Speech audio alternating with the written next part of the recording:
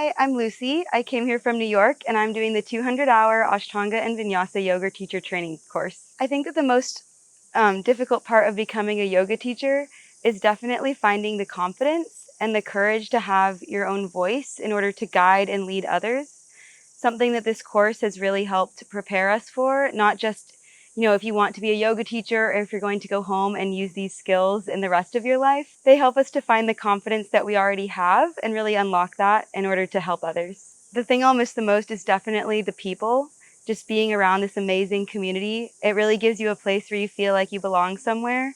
And kind of going back to the real world is going to be difficult afterwards. The most heartwarming moments here are really the ones that happen off the mat.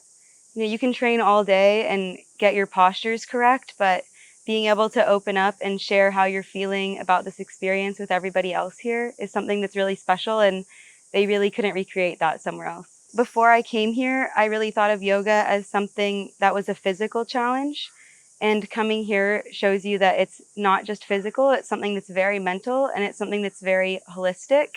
It helps you connect with the great yogis that came before us and what they were thinking about how to integrate yoga into your daily life, from the time that you wake up to the time you close your eyes at night.